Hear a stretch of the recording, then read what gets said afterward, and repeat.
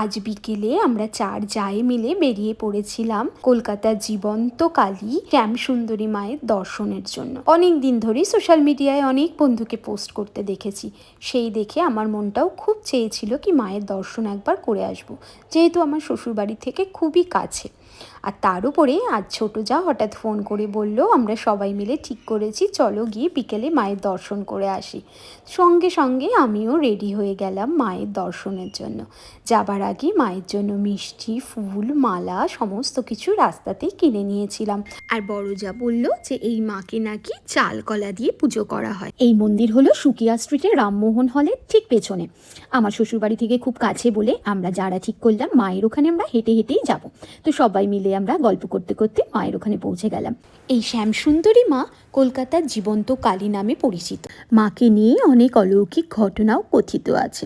মহালয়ার পুণ্যতিথিতে মায়ের আগমন হয়েছিল, আর প্রতি অমাবস্যায় অন্ধকারে মায়ের পুজো করা হয়। একমাত্র কালী পুজোর দিনই প্রদীপ জ্বালিয়ে মায়ের পুজো করা হয়। আর এই মন্দির জুড়ে অনেক অলৌকিক ঘটনাও কথিত আছে। তারই মধ্যে আমার শোনা একটা গল্প তোমাদের সঙ্গে আমি আজ শেয়ার করছি। এই মন্দিরে যিনি প্রধান পুরোহিত ছিলেন, তিনি নাকি একদিন বাজারে গিয়েছিলেন মায়ের ভোগের সমস্ত জিনিসপত্র কেনার জন্য। বাজারে গিয়ে সমস্ত জিনিস কিনতে কিনতে তিনি হঠাৎ দেখলেন একটা 5 বছর বয়সী মেয়ে সারা গায়ে কালো রং মেখে চোখে লাল রং লাগিয়ে মা কালী সেজে সবার থেকে ভিক্ষা চেয়ে বেড়াচ্ছে। পুরোহিতের কাছেও গিয়ে 1 টাকা চেয়েছিল। মেয়েটির ভিক্ষা করাটা পুরোহিতের ভালো লাগেনি, তাই পুরোহিত মেয়েটিকে বলেছিলেন যে তুমি কাজ করে খাও। মেয়েটি তখন বলেছিল পুরোহিতকে, আমার কোনো কাজ নেই, তাই জন্য ভিক্ষা চাইছি। তো যাই হোক, পুরোহিত মেয়েটিকে কিছু না দিয়ে সেখান থেকে চলে এসেছিল। মন্দিরে এসে বিকেলে সমস্ত কিছু গুছিয়ে নিয়ে পুজো করতে বসেছিলেন তখন তিনি অনুভব করলেন মন্দিরে মাকে দেখা যাচ্ছে না। তো পুরোহিত ভাবলেন অন্ধকারে যেহেতু পুজো করছেন তাই জন্য মাকে হয়তো দেখা যাচ্ছে না, মা রঙও কালো, তাই জন্য। তো তিনি হঠাৎ একটা প্রদীপ জ্বালিয়ে মন্দিরের মধ্যে রাখলেন। তখন দেখলেন সত্যি মা মন্দিরে নেই, শুধুমাত্র মহাদেব শুয়ে আছেন। সেই দেখে তিনি ভয় পেয়ে উঠেছিলেন। আর হঠাৎ পেছন থেকে অনুভব করলেন কেউ যেন নূপুর পায়ে তার দিকে এগিয়ে আসছে। তাই দেখে সে অজ্ঞান হয়ে পড়েছিলেন।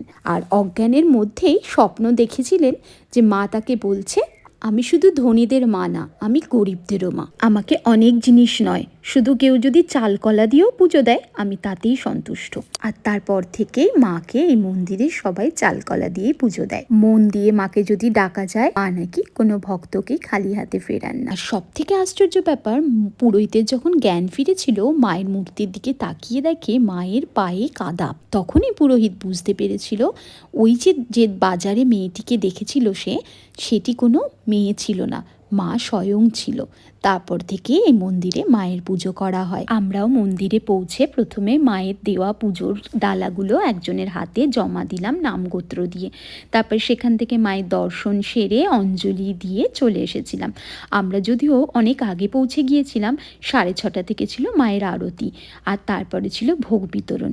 তাই জন্য আমরা আর দাঁড়াতে পারিনি, চলে এসেছিলাম। তবে অন্য কোনো দিন নিশ্চয়ই গিয়ে মায়ের ভোগ খেয়ে আসবো। আজ এইটুখানিই থাক, আবার দেখা হবে অন্য কোনো ব্লগে। আমার এই ব্লগ যদি তোমাদের ভালো লেগে থাকে তাহলে লাইক, কমেন্ট, শেয়ার, সাবস্ক্রাইব অবশ্যই করে দিও। সবাই ভালো থেকো, সুস্থ থেকো, টাটা।